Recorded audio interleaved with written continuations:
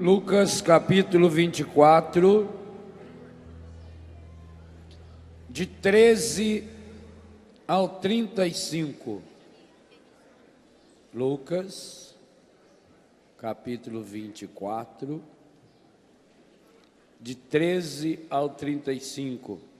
Você encontra esse texto também na página 153 do livro. Nesse mesmo dia, o primeiro da semana, 2 discípulos caminhavam para uma aldeia chamada Emaús, distante de Jerusalém, 60 estádios, 12 quilômetros.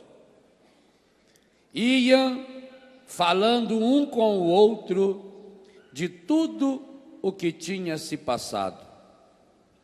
Enquanto iam conversando e discorrendo entre si, o mesmo Jesus aproximou-se deles e caminhava com eles. Repita, por favor, essa última palavra forte. Caminhava com eles. Mas os olhos estavam-lhes como que vendados e não o reconheceram. Perguntou-lhes então: de que estáis falando pelo caminho? E por que estáis tristes? Um deles, chamado Cleofas, respondeu-lhe: és tu acaso o único forasteiro em Jerusalém que não sabe o que aconteceu estes dias? Perguntou-lhes: que foi? Disseram: a respeito de Jesus de Nazaré.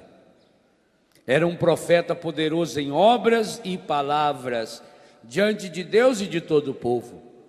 Os nossos sumos sacerdotes e os nossos magistrados o entregaram para ser condenado à morte e o crucificaram.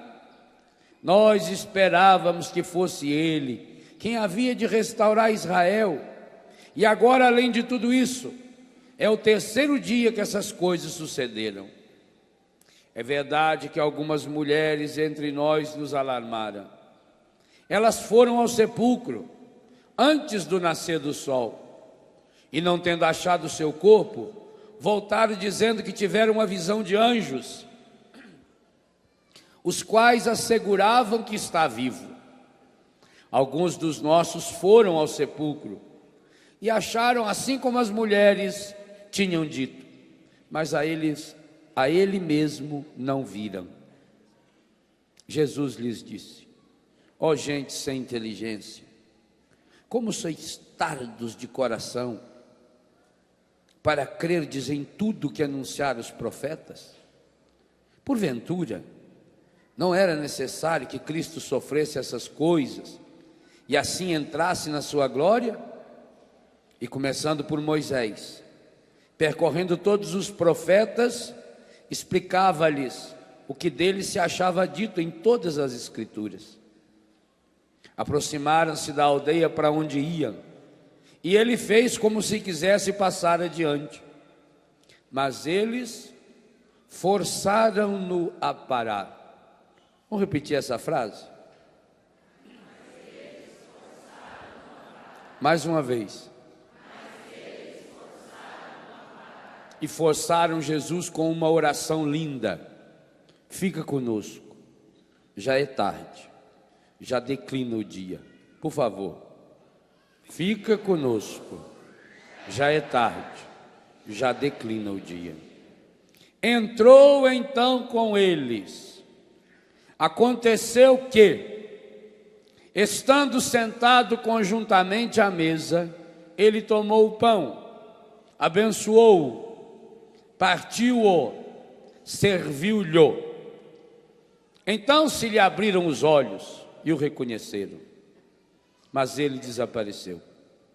Dizia então um para o outro: não se nos abrasava o coração quando ele nos falava pelo caminho e nos explicava as escrituras? Levantaram-se na mesma hora e voltaram a Jerusalém. Aí acharam reunidos os 11, e com eles, e os que com eles estavam, Todos diziam: o Senhor ressuscitou verdadeiramente e apareceu a Simão. Eles, por sua parte, contaram o que lhes havia acontecido no caminho e como o tinham reconhecido ao partir do pão. Palavra da salvação. Bom dia. Meus irmãos, esse texto dos discípulos de Emaús, e que eu fiz questão de colocar aí entre os 4 capítulos finais do livro que falam da espiritualidade conjugal, é um roteiro de espiritualidade conjugal espetacular. E aí a gente entende uma coisa muito interessante, que São João vai refletir uns 30 anos depois da narrativa desse acontecimento, portanto uns 60 anos depois do acontecimento. Quando Jesus, segundo São João, inicia o seu ministério numa casa de família. Observe uma coisa interessante. O catecismo da igreja diz que o matrimônio abre e fecha as portas da Bíblia. E eu citei ontem Gênesis 1, 26, Apocalipse 19, Apocalipse 21, aliás o 19 também, Apocalipse 19, Apocalipse 20 e o 22, versículo 17. São os 3 capítulos finais do Apocalipse, também num contexto matrimonial. Mas o interessante é que São João diz que Jesus começou o ministério dele também numa família. Vocês viram a camiseta que a Luzia estava usando na Sagrada Família. Segundo São Mateus e São Lucas, a vida de Jesus começou numa família.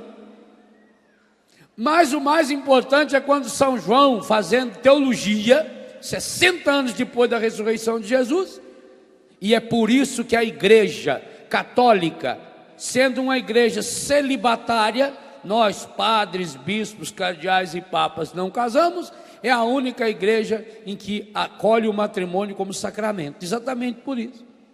Porque foi Jesus que elevou o matrimônio à dimensão de sacramento. São João vai dizer que ele inicia o ministério público dele numa festa de casamento, como vocês vão encontrar um capítulo especial aí no livro Famílias Restauradas.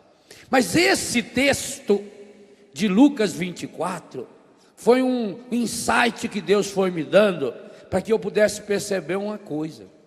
Segundo São Lucas, o encerramento da missão de Jesus antes de subir ao Pai também estará relacionado ao sacramento do matrimônio. Pergunto-lhes: quem eram os 2 discípulos de Emaús? Nome: Cleofas, e o outro? Jaime? Aonde você achou esse de Jairo?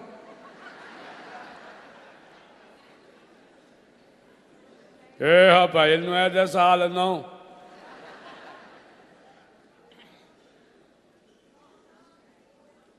João? Aonde está escrito o nome dele? O nome dele está escrito em João mesmo. O nome dele não era ele, era ela. Cleofas, e como é que chamava a mulher dele? Maria. Maria de Cleofas. Está escrito, isso é lógica do Evangelho. Está escrito em João 19, 25, que junto à cruz de Jesus estava Maria, sua mãe, e Maria de qual Cleofas? Em lugar nenhum na Bíblia fala de outro Cleofas. Se falou naturalmente Maria de Cleofas, é porque já era conhecido assim. O Cleofas era conhecido até porque essa dona Maria vinha a ser tia de Jesus. Era irmã de Nossa Senhora. Ué, mas irmã com o nome de Maria? Isso aí é só lá no Bigó que você vai ver o monte que tem. Minha mãe mesmo, Maria de Nazaré, a irmã dela era Maria Benedita, a outra era Maria Aparecida. E se tiver 600, é tudo com Maria. Essa senhora, portanto, era irmã de Nossa Senhora, discípula de Jesus. E uma discípula muito próxima. Ela estava de pé com Maria aos pés da cruz. Segundo São João 19, 25, que dia foi que Maria de Cleófas estava de pé aos pés da cruz? Sexta-feira Santa. Sábado ela podia viajar? Ninguém podia caminhar no sábado. Por que que o Cleófas iria esperar o sábado para ir no domingo, o dia que podia caminhar, e não ia levar a mulher dele embora? Mas também pelo contexto você vai percebendo, é um casal. Cleófas e Maria, Maria e Cleófas. Eles estavam voltando para Emaús. Emaús aqui significa sua casa. Agora vocês pensam bem, e eu ontem perguntava, onde é o lugar que você mostra o seu fracasso? Vocês pensam bem o espírito que tomava conta do coração de Cleófas e de Maria nessa volta a Emaús. Emaús, uma aldeia pequenininha. Hoje tem 2 famílias católicas em Emaús, 2. Tinha uma no ano 2000, 100% de aumento. Agora tem 2. Estatística é um espetáculo. Estatisticamente falando, houve um aumento espetacular, 100%, tem 2 famílias. Emaús, uma aldeia. Vocês imaginam o dia que Cleófas e Maria saíram de Emaús, despediu da parentada para seguir Jesus? O que será que falaram para eles? Vocês são 2 loucos. Cleófas, meu filho, põe sua cabeça no lugar. Maria, onde se viu? Isso aí é porque vocês estão influenciados pela família. Eu fico imaginando o que os vizinhos não falaram da Maria. É fácil, é só você ver o que vocês falam lá com a vizinhança que já descobre. Fala, coitada da Maria, né? Pois é. Soube do sobrinho dela. Diz que o sobrinho dela anda fazendo milagre lá. Eu vi falar mesmo, comentário. Diz que o homem é bom. Multiplica pão, cura doente. E a Maria foi, não acredito. Soube o que aconteceu com a Maria do Cleófas? Não. Foi embora. Não acredito. Uma casinha tão boa que fizeram. Nós mesmos ajudamos a fazer um mutirão lá para poupar o pique. Eu mesmo fui buscar sapé para cobrir a casa. Larga tudo. Foi embora. O Cleófas então está dizendo para Deus e o mundo que agora vai salvar o mundo. Achar o homem salvador. Que coisa. Aí foram embora, agora está voltando. Vocês imaginam como é que os 2 estavam voltando? Por isso que eles estavam com a cabeça baixa. Sabe quando você precisa pôr charrete no burro? Põe a viseira nele assim, que é para ele não olhar do lado. Maria e Cleófas, tanto que Jesus aí chamou eles de anta. Não chamou? Com muita delicadeza, Jesus é muito delicado. Falou, gente, tardo, retardo, duplamente tardo. Gente sem inteligência é besta. Os 2 voltavam, cabeça baixa, estava andando devagarinho, tanto que para andar 12 quilômetros, gastar um dia.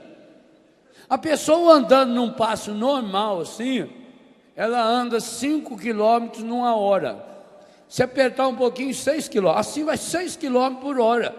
Bem devagar, 4 quilômetros por hora. Nesse passo que eu estou andando aqui. Gastar 12 horas. Estava fazendo 1 quilômetro por hora.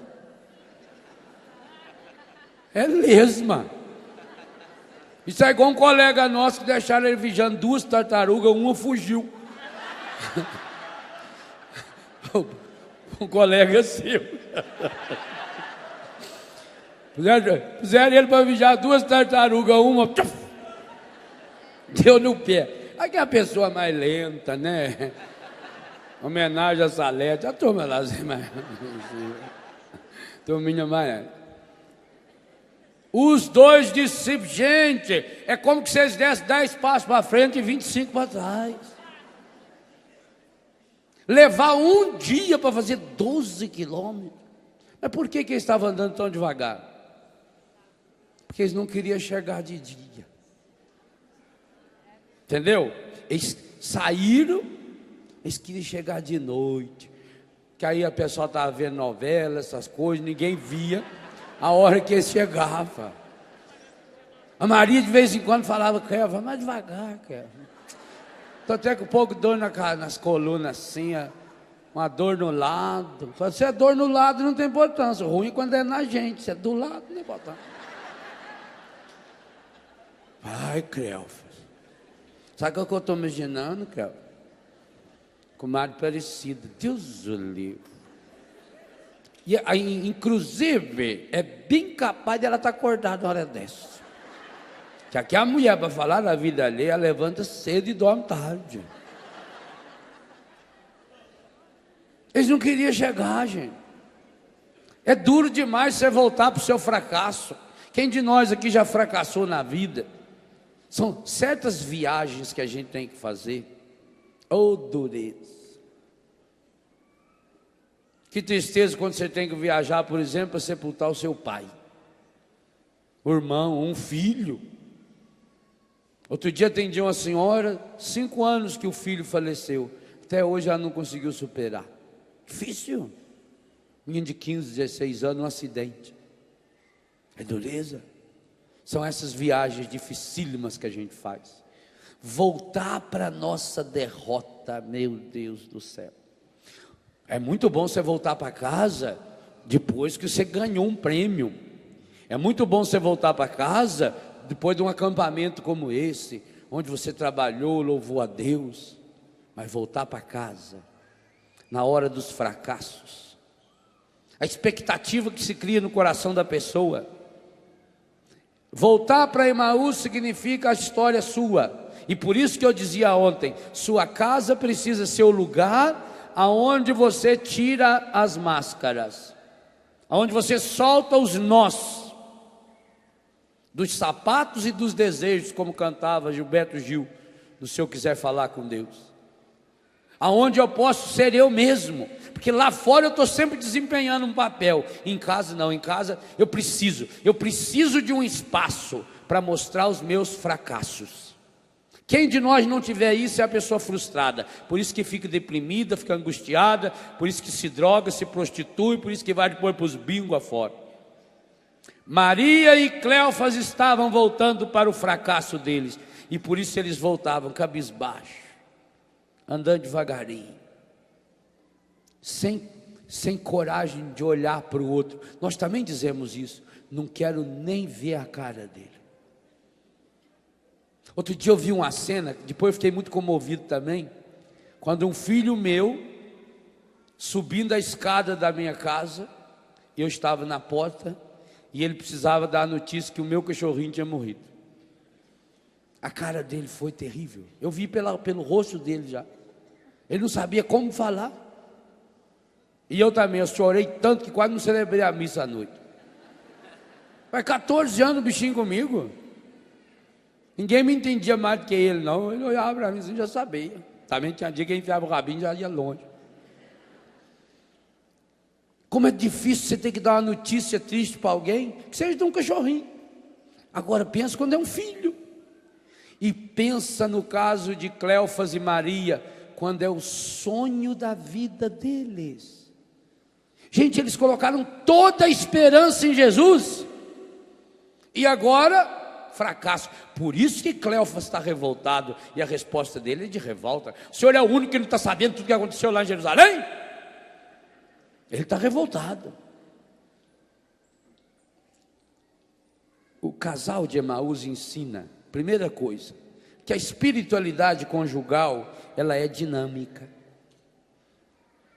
Você já notou que caminhar é a melhor representação de um casal? Observe como é que você caminha. Eu vou caminhar um pouco para você ver. Se você quiser caminhar mais depressa, observe que basta mudar uma perna, a de trás, ó. Depois você pode fazer o teste em casa. Observe, só vou mudar a perna de trás. Ó. Tá vendo? Esquece a da frente. Parece muito fácil caminhar. As pernas estão unidas na cintura, como vocês.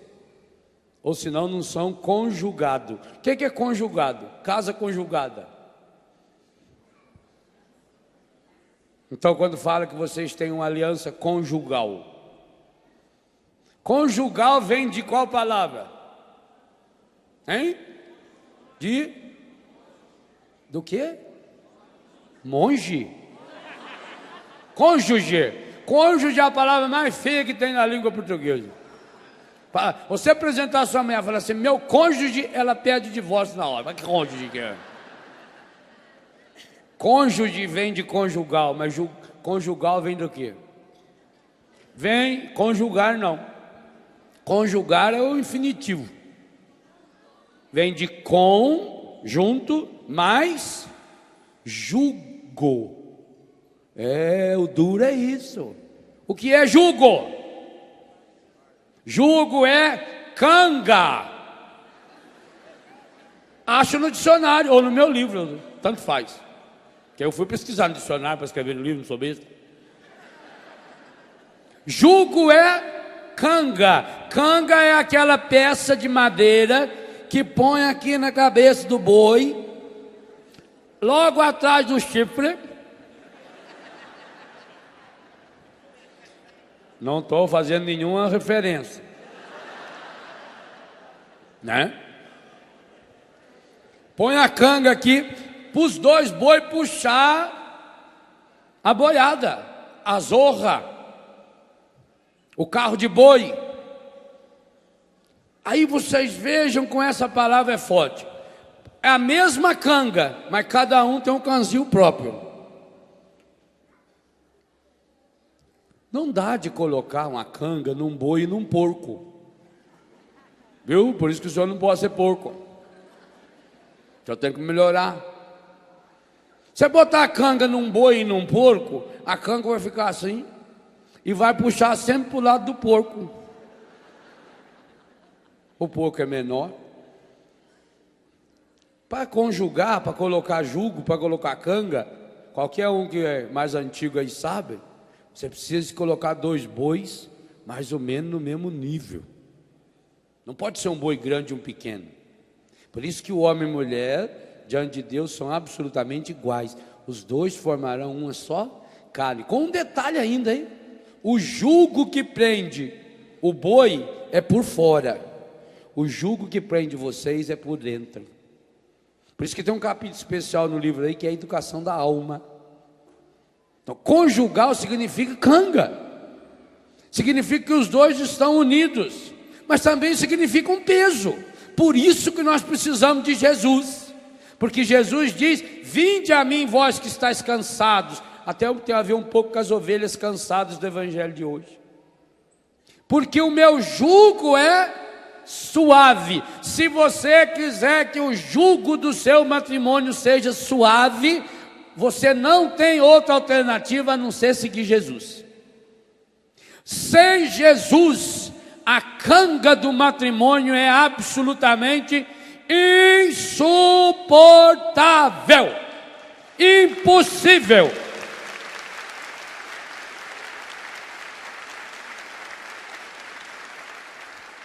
O melhor homem do mundo, sem Jesus, é o pior marido que possa se imaginar.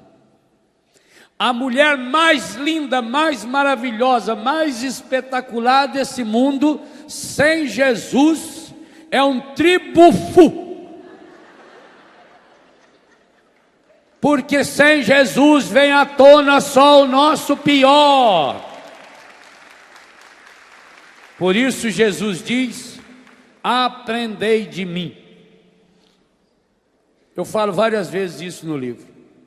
Amor é algo que você aprende com a vida.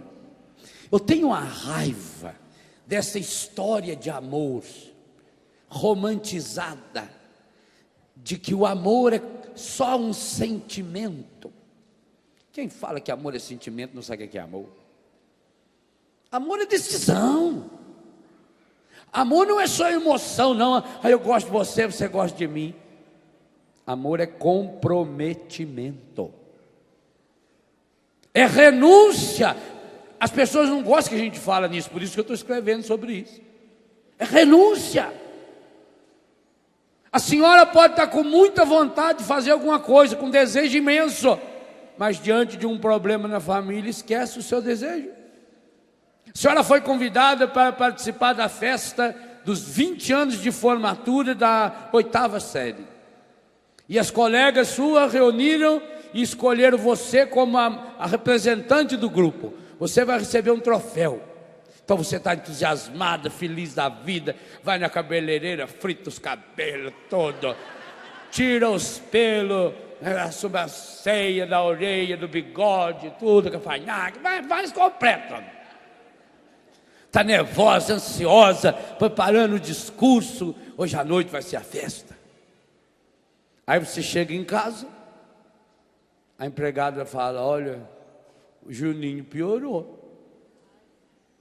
Aí você vai lá no quarto do Juninho, seu menino, 4 para 5 anos de idade, o termômetro está ali 39, 40. Aí o que você faz? Olha, filhinho, mamãe hoje tem um compromisso muito importante. Hoje mamãe vai receber o prêmio. Então mamãe vai estar o tempo todo pensando em você. Você melhora, viu, filhinho? Fique com Deus, Nossa Senhora te acompanha. É assim que você faz? Mas qual era a sua emoção, o seu desejo?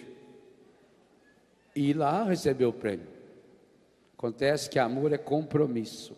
Esquece do prêmio. Você esquece, inclusive, que tinha o prêmio. Ou não é verdade? Amor é dureza. E você vai se descabelar, vai esquecer da maquiagem, da roupa. Você pode estar com um vestido lindo, você vai pegar aquela criança no colo, vai sujar você vai ficar desesperada, vai bater uma clara de ovo lá para passar na sola do pé dele para puxar a febre, vai colocar umas rodelas de limão ali, pôr uma meinha, e vai rezar e pedir a Deus, e vai dar banho, e passa a noite inteira sem dormir. Isso é amor. O resto é conversa. O senhor pode estar muito cansado porque assistiu o jogo até 2 horas da manhã, e agora, quando levanta de manhã, o senhor não está disposto: eu não quero trabalhar. Mas você tem que pagar a mensalidade do seu filho, você tem que pôr comida dentro de casa.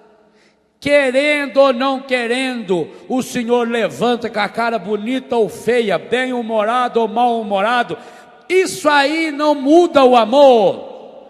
Se é bem-humorado ou mal-humorado, o senhor levanta e vai lá e enfrenta o dia de trabalho, porque o senhor precisa do dinheiro para sustentar a sua família.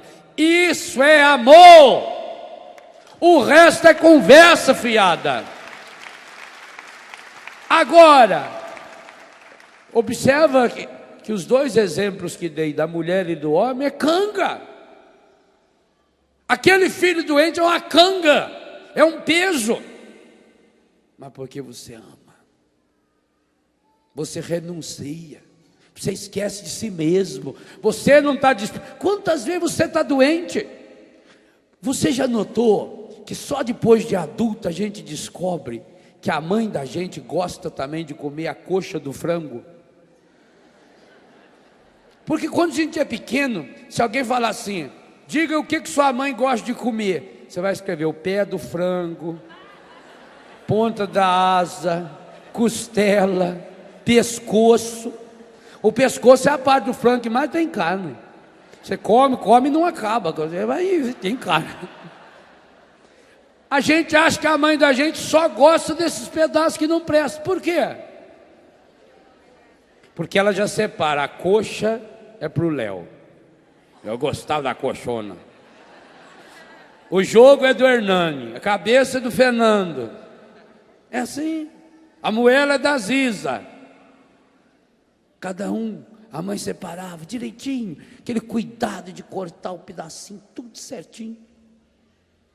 E para mim, Para mim o resto, se sobrar. Não, não quero.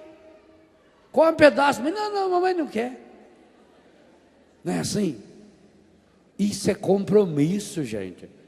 Pequenos detalhes. Essas nossas mães não estudaram nenhum pensador romântico, não.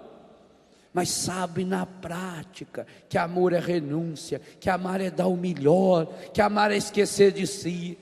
Veja a mãe costureira quando vai fazer a roupa dos filhos para uma festa. Qual é a última roupa que ela faz? A dela. De noite, de madrugada, com a lamparina acesa, lá com a agulhazinha ali, e já não consegue mais nem enfiar a linha na agulha, com a sobra do pano. Primeiro é para o meu filho, primeiro é para o marido, o melhor é para o outro. Isso é amar. Sem Jesus, esqueçam. Sem Jesus você tem entusiasmo, você tem atração física. Sem Jesus você ama aquilo que o outro faz para você, mas não a pessoa. Sem Jesus o amor é sempre interesseiro. Mas acontece que quando a pessoa está voltada demais para si mesma, feito o casal de Emaús, Maria e Cleofas, não percebem que Jesus se aproximou e está caminhando do lado. E é por isso que continuam caminhando desanimados. Aqui nós temos um retrato perfeito do que é o matrimônio de muitos de vocês. Todos vocês aqui que um dia foram na igreja, que assumiram o sacramento do matrimônio, a partir daquele dia Jesus começou a caminhar com vocês. Jesus foi a canga, muda de canga. Ao invés de usar a canga que o encardido te deu, claro, a canga do encardido ela é mais bonita, ela é anatômica, ela é feita com gel, para não machucar o seu pescoço. Você tem uma canga para cada corpo, para combinar com a roupa. O encardido é caprichoso, por fora, porque por dentro é um monte de merda que tem na canga dele, que é o que ele vai dar para mim, para você comer. Muda de canga. A canga de Jesus muitas vezes é feia, olha lá. Olha, se não é uma canga. Por isso que ele assumiu sozinho a dele. Jesus na cruz é alguém que assumiu a canga sozinho. Se for 2 boi, é um em cada ponta. Jesus assumiu as duas, inclusive a parte vertical com a parte oriental. Transformou a canga do mundo numa cruz, para que a sua canga não fosse cruz. Aprendei de mim que sou manso e humilde de coração. Aprendei de mim. Nós vamos aprender de Jesus. Sem Jesus, a canga é insuportável. Sem Jesus, dentro de pouco tempo, o seu casamento está por água abaixo. Sabe quem que está para se separar? Você. Inclusive o senhor lá que estava de rosinha ali, que filmaram vocês ali. Você. Você tem 70 anos de casado? Você. 30 anos de casado? Você. Vocês estão para se separar em breve, se não juntarem na canga de Jesus. Não tem outro jeito. Ele caminha. Agora aí você veja, no dia do seu casamento, Jesus se comprometeu. Na hora que o sacerdote ou o ministro assistiu o matrimônio de vocês, era Jesus que estava se comprometendo. Naquele dia Jesus começou a caminhar com vocês. Mas me perdoem a honestidade em dizer, alguns de vocês faz muito tempo que está caminhando, olhando só para frente, e por isso está triste, e por isso estão desanimados. E a pergunta de Jesus vale para você: sobre o que vocês vêm conversando pelo caminho? Por que é que vocês estão tão tristes? Ora, vocês estão tristes exatamente por aquilo que vocês vêm conversando pelo caminho. Por isso que o diálogo conjugal de vocês é encardido, porque é feito de palavras perniciosas, de reclamação, de murmúrio, de ofensa, de agressão e daí para frente. Quando não feito de silêncios que machucam, silêncios que ferem, porque não é um silêncio rico de Deus, é um fechamento em si mesmo. Jesus começou a caminhar com você, meu irmão, faz 30 anos, faz 10 anos, faz 5 anos, e vocês namorados que estão, a maior prova disso é que vocês estão aqui no Dia dos Namorados, porque eu fiquei horrorizado quando vi, por exemplo, hotéis, eu vou até citar o nome do hotel, porque me decepcionei mesmo, Bourbon. Bourbon é um grande hotel, famoso hotel de Curitiba, Londrina, Foz do Iguaçu. Está oferecendo o casal que mandasse uma frase bonita para lá, os namorados, ia ganhar uma viagem de avião gratuita e uma suíte 5 estrelas no Hotel Bourbon de Foz do Iguaçu. A maior prova de que vocês namorados que estão aqui, estão querendo caminhar com Jesus, é que vieram para cá, no Dia dos Namorados. Pois eu digo a vocês, vocês querem caminhar com Jesus? Muito mais do que vocês, Ele quer caminhar com vocês. Quer, mas não fique só no querer não. Jesus vem, Jesus suja o pé, e que coisa linda, eu acho isso espetacular. Eu vou comer a Bíblia. Jesus anda com os discípulos de Emaús na toada deles. As antas levaram 12 horas para percorrer 12 quilômetros. Por Jesus vai ali também. Gente, Jesus sofreu mais na companhia desses 2 discípulos do que na cruz. Sim, na cruz ele levou de 3 a 6 horas para ser crucificado. 2 dias depois a crucifixão dele já tinha ido para 12 horas. É terrível quando você encontra uma pessoa que conta para você aquilo que você contou. Ah, meu Deus. Quer ver uma pessoa que tem mau hálito e vem contar para a gente uma palestra que a gente fez? Aí o senhor falou isso, falou. Eu me lembro. Aí o senhor falou. Eu me lembro. Nossa Senhora. Mau hálito é uma semente do inferno semeada dentro da pessoa. Quando ela fala, ela já distribui para a turma. Tem tratamento hoje. Você pega 3 copos de água desse tamanho, enche de ácido sulfúrico e não faça gargarejo, porque pode ofender a boca. Engole, você vai ver, nunca mais vai ter, nunca mais. Talvez ali nas próximas 24 horas tenha um pouco, mas depois passa. Jesus anda, ou peça uma bênção, estão dizendo aqui, peça uma bênção do João Batista. Olha, é um dom que ele tem também. Pessoa que tem mau hálito, o Padre João abençoa, desaparece o mau hálito. O triste, a pessoa vem e começa a contar para a gente uma história que a gente contou. Pois Jesus teve que escutar a crucifixão dele na boca do Cleofas, e o pior é que a Maria estava lá também, de pé, junto com a Nossa Senhora. Ela também foi mesclando a conversa. São Lucas resumiu muito, porque, imagina, gastou aí 6 versículos só para contar a narrativa dele. Os 2 contando, e aí ele sofreu. Eu fico imaginando o que Jesus ia pensando.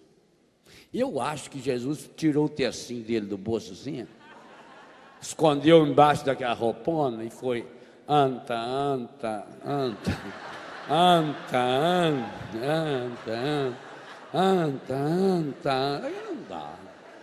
E esconde, e conta, e conta. Quando dava uma paradinha, Jesus ficava satisfeito. Era só para retomar, para contar mais. Não penso que eu terminei, não. Jesus, inclusive, retomou a história toda da Bíblia com eles. Mas a pessoa, quando está com a ideia na cabeça, ela não olha do lado. É a viseira.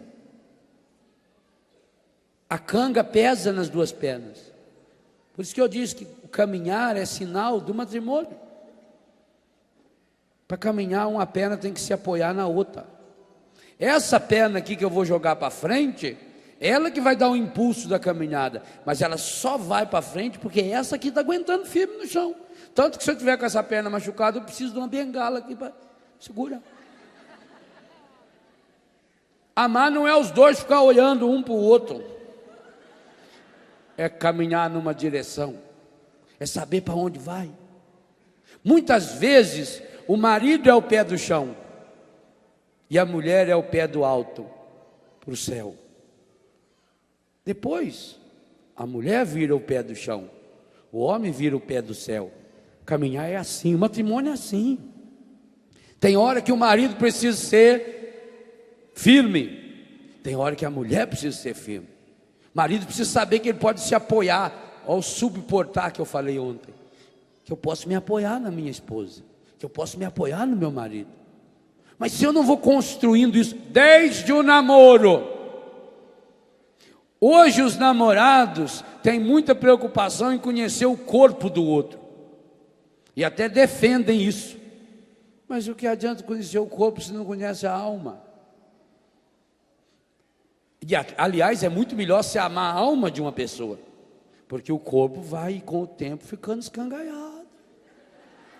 A alma se renova, e é a renovação da alma que faz você amar aquele corpo, inclusive estragado, estraçalhado, doente, envelhecido, machucado, ferido, fedido muitas vezes.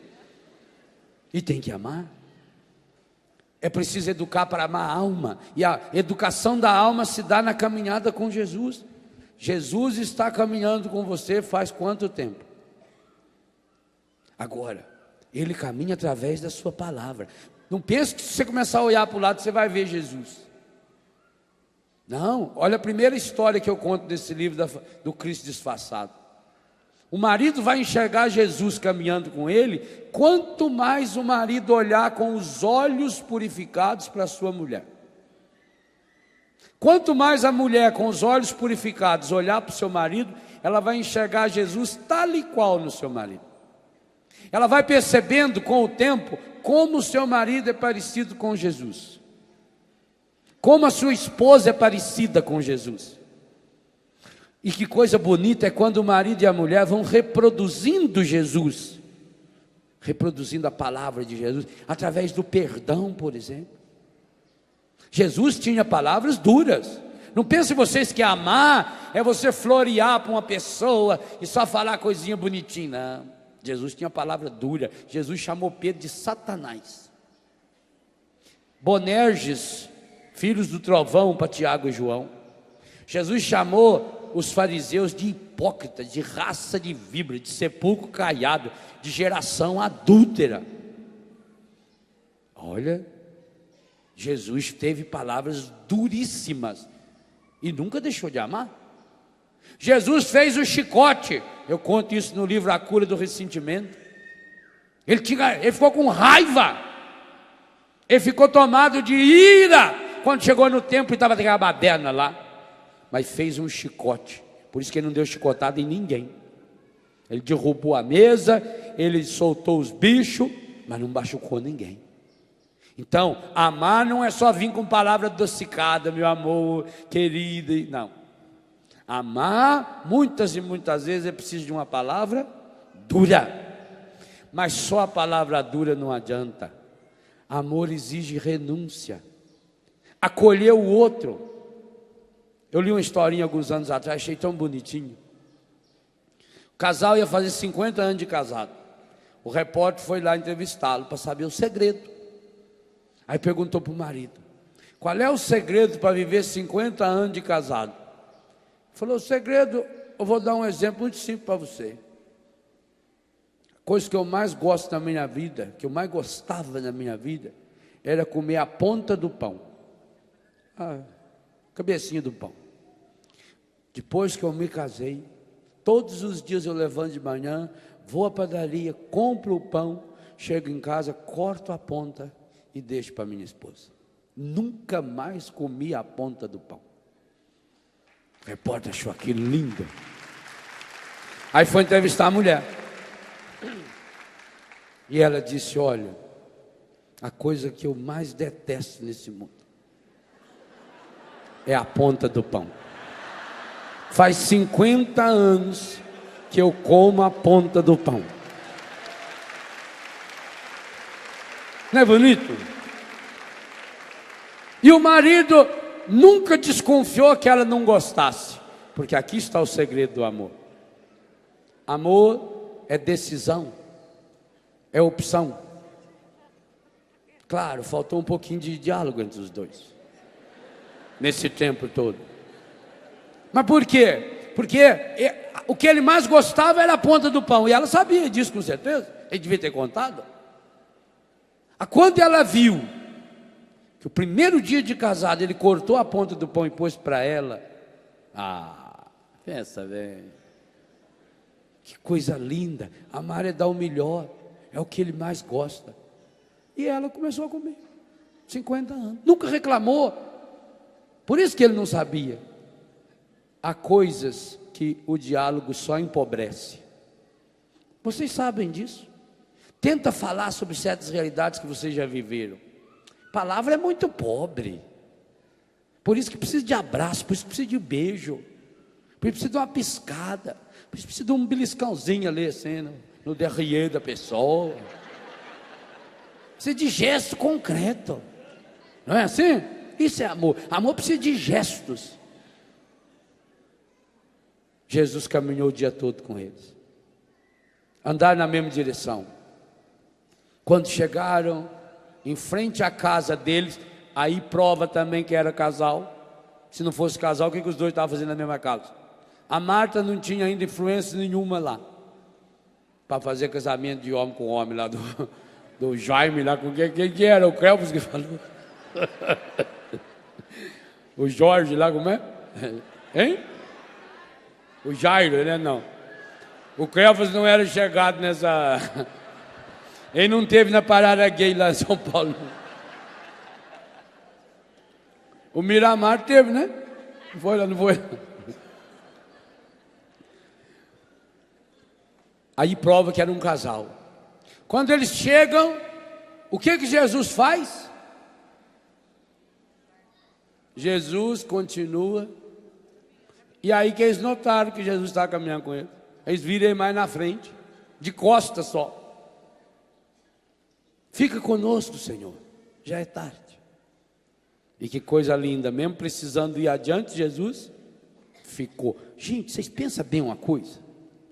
Esse é o primeiro domingo de Jesus ressuscitado. Jesus, no primeiro domingo das férias dele, ressuscitado, teve que passar com aquelas duas antas de Emaús.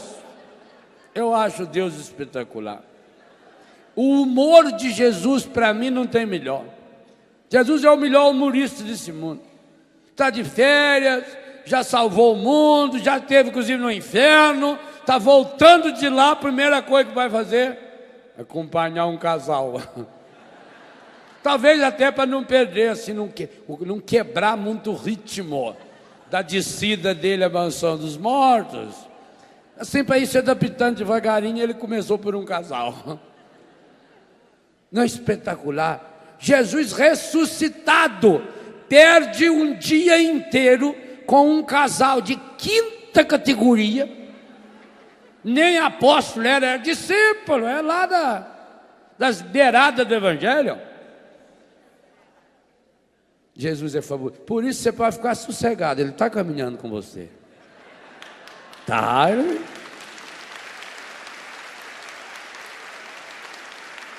Então pediram a Jesus, fica conosco. E Jesus parou, entrou, e o que mesmo que aconteceu?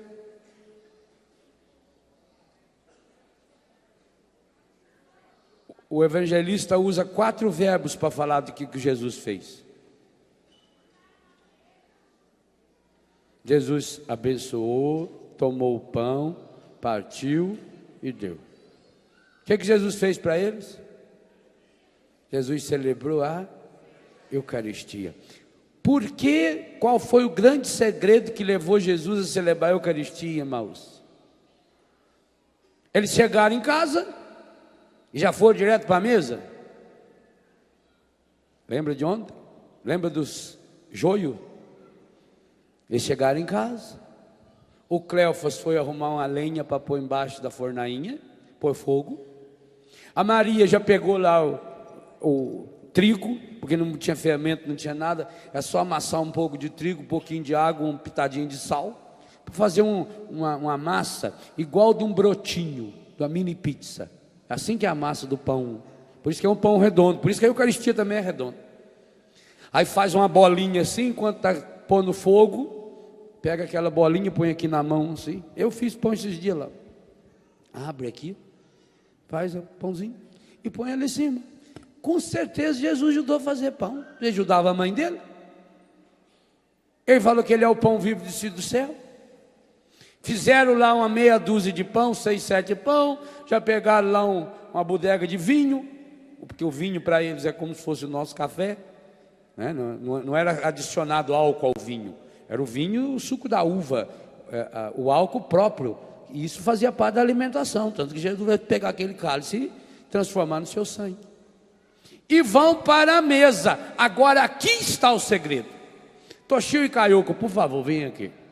Vocês vão me ajudar a representar uma coisa bem simples, mas que vocês vão perceber. Essa é a mesa de Emaús. Eu, não obstante a impetulância, serei Jesus.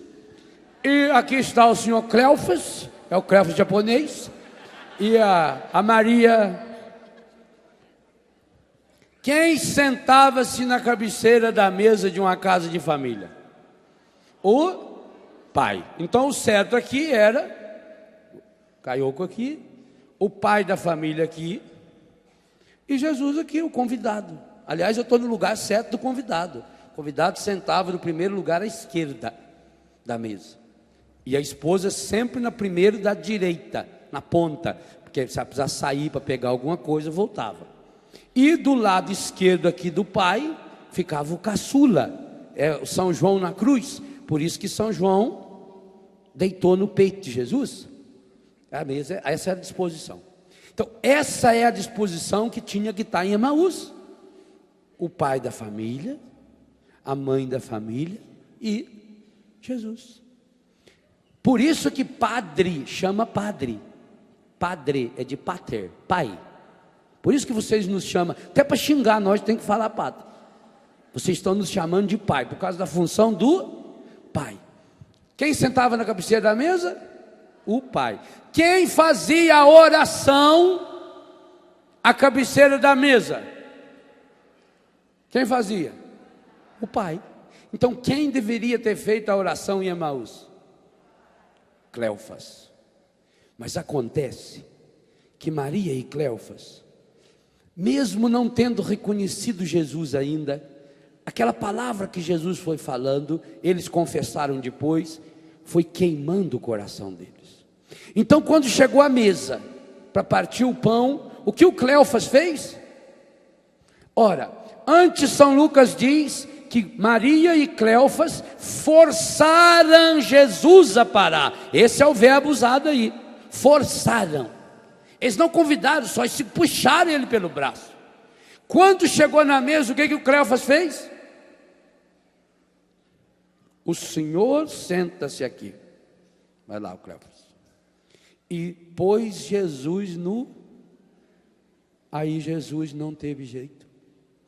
O Cleofas e a Maria colocaram Jesus numa sinuca. Ele tinha que fazer a benção do pão.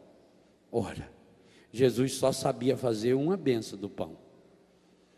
Tomai e comei, todos vós. Isso é o meu corpo. E partiu o pão. Na hora que o Cleofas pegou um pedaço do pão partido, e a Maria pegou um pedaço do pão partido, e observe, eles estão olhando um para o outro. Jesus desapareceu. É isso que Ele quer fazer na sua vida.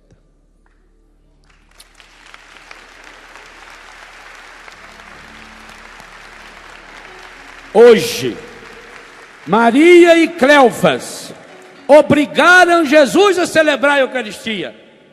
Ele não teve outro jeito.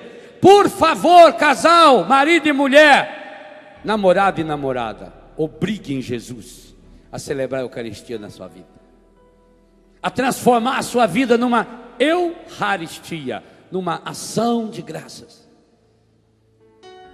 Deem a Jesus o centro da sua vida. Talvez na sua casa já tenha Jesus. Talvez no dia que você casou, você levou Jesus para casa. Você fez tudo direitinho. Casou marido e mulher virgens. Confessaram, comungaram, foi lindo. Levaram Jesus Só que deixaram Jesus lá como uma peça de decoração. E por isso agora a caminhada de vocês está igual os discípulos de Emaús indo para Emaús, cabisbaixo, desanimado. Talvez até vocês já deram um passo a mais. Vocês fizeram um acampamento, vocês fizeram uma experiência de oração, fizeram um encontro de casais com Cristo, e agora vocês não vão para a mesa sem Jesus. Jesus está sempre sentado à mesa, inclusive vocês rezam na hora da refeição. Só que Jesus está lá sentado no lugar da visita. E no lugar da visita ele não pode fazer nada, a não ser agradecer. Só tem um jeito: fazer igual Cleófas e Maria fizeram. Coloquem Jesus no centro. Ele não quer ocupar outro lugar, não pode ocupar outro lugar na sua vida. Ou ele ocupa o centro da sua vida, ou ele não transforma aquilo que você faz, aquilo que você é em Eucaristia. Coloque Jesus no centro da sua vida. Deixa Jesus ocupar o centro da sua vida. Comece a ficar de frente. Veja que Toshio e Akayoko ficaram aqui de frente um para o outro. Aí estão se olhando. E Jesus está, Ele está no meio. Que coisa linda, é a história que eu conto na primeira página do livro. Quando Cleófas olhava para Maria e Maria para Cleófas, Maria para Cleófas e Cleófas para Maria, eles estavam vendo o pão repartido. Então seus olhos se abriram, que até então estava fechado. Não esse olho aqui. Esse olho aqui ajuda a ver, mas é com esse olho aqui que a gente enxerga. Sem esse olho aqui a gente não enxerga. O olho do coração. Com esse a gente enxerga. Com esse aqui você vê. Você pode ver uma flor, você vê um acidente, você vê alguma coisa que você não queria ver. Isso é com esses olhos aqui. Agora, ilumine os olhos do nosso coração.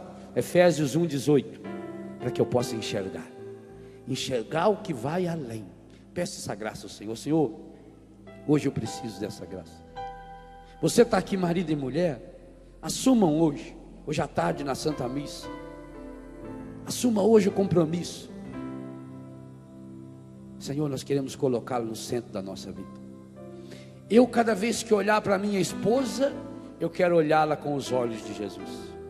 Eu, cada vez que olhar para o meu marido, eu quero olhá-lo com os olhos de Jesus.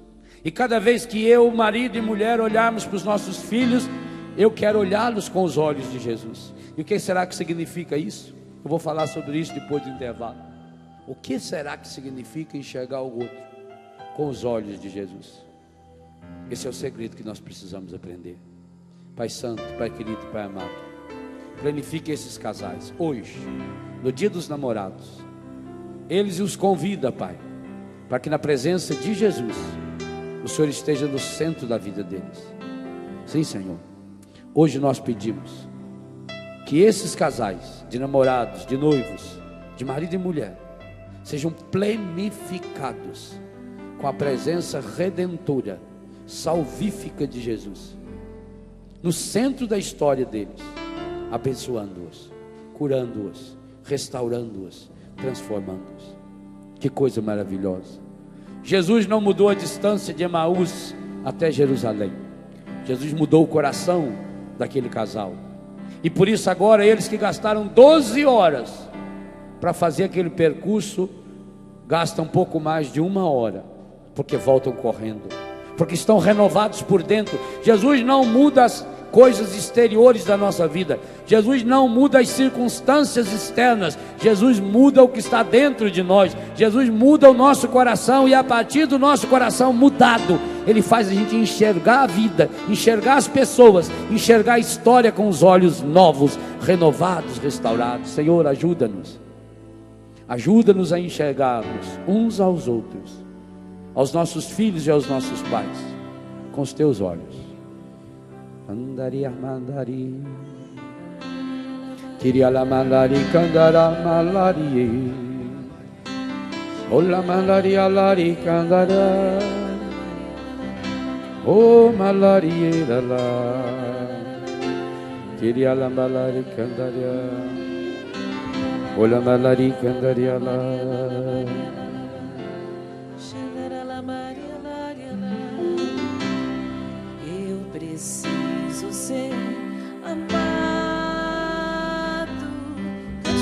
esposo. E amar, ser perdoado. O caminho é Jesus. O caminho é Jesus. O caminho é Jesus. Cante. O caminho é Jesus. O caminho é Jesus. O caminho é Jesus. Olhe para o seu esposo. Vamos olhar, olho no olho. Vamos lá. Eu preciso ser amado e amar. E amar, ser perdoado. O caminho é Jesus. Cante. O caminho é Jesus. O caminho é Jesus. O caminho do perdão. O caminho é do amor verdadeiro. O caminho é Jesus. Do amor sincero.